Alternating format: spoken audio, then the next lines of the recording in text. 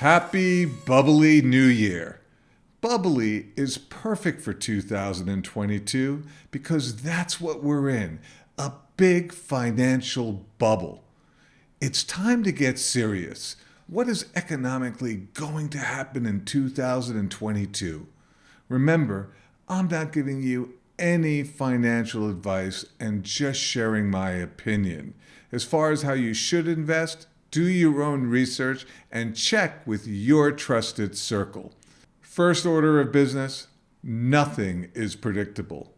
We have never faced the challenges that we find ourselves facing here in 2022. So anyone telling you that they know what's going to happen is refusing to admit they're just giving you their best guess. Here's my sense of what's going on and my guess for 2022. To understand this better, think of an economic bubble in the same way you would think of a balloon. How does a balloon get bigger? By pumping more air into it.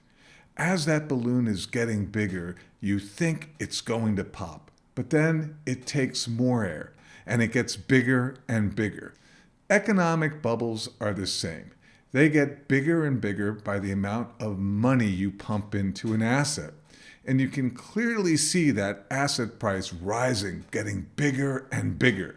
You don't know when that bubble is going to pop either, but you know that it's gotten too big. We started the 21st century with the tech bubble pop. Investors actually thought every tech IPO was going to go to the moon and poured too much money into them, elevating them above true value. And eventually, like all bubbles, it popped. And once again, in 2007, where I famously predicted the housing bubble, investors did the same thing. Loan levels were obviously getting too big and they were elevating real estate way above true value until it too eventually popped and took down other markets with it.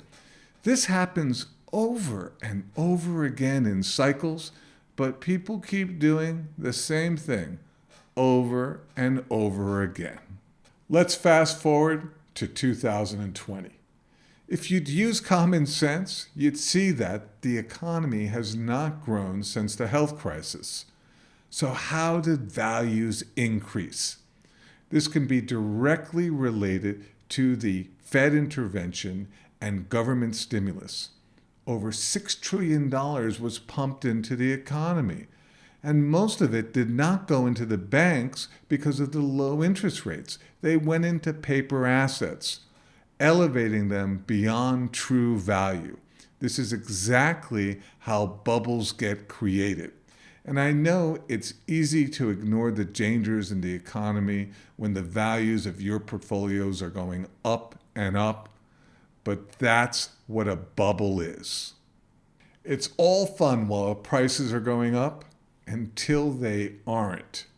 Financial advisors were not telling people to sell their positions in 2000 or 2007 before the bubble popped. In fact, you'll hear things like, "You'll be okay in the long run."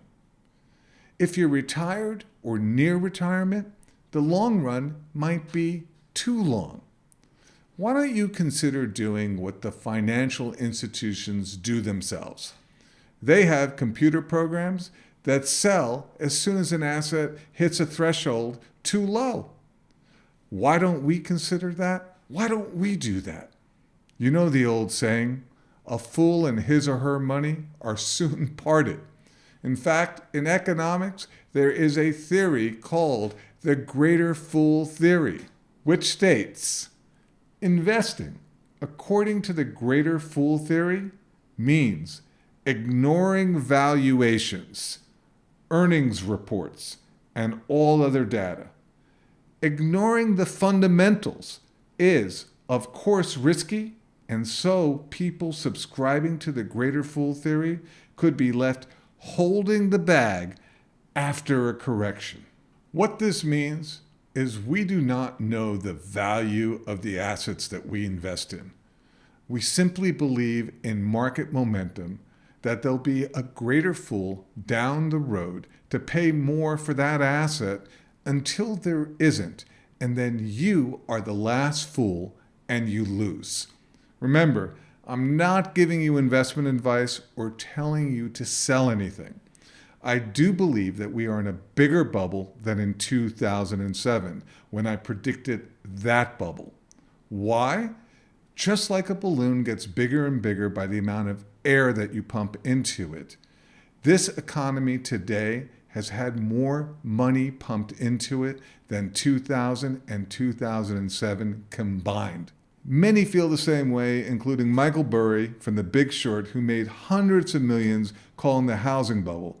He says the recent surge in stocks reminded him of the dot-com bubble. He warns dangerous levels of speculation in meme stocks, cryptocurrencies, and other assets will lead to the mother of all crashes. It's 2022, and it is time to get serious. It should be obvious to most of you that we're in a bubble. Remember, no one is ever going to tell you to sell anything. It's up to you to position yourself so that you can be prepared.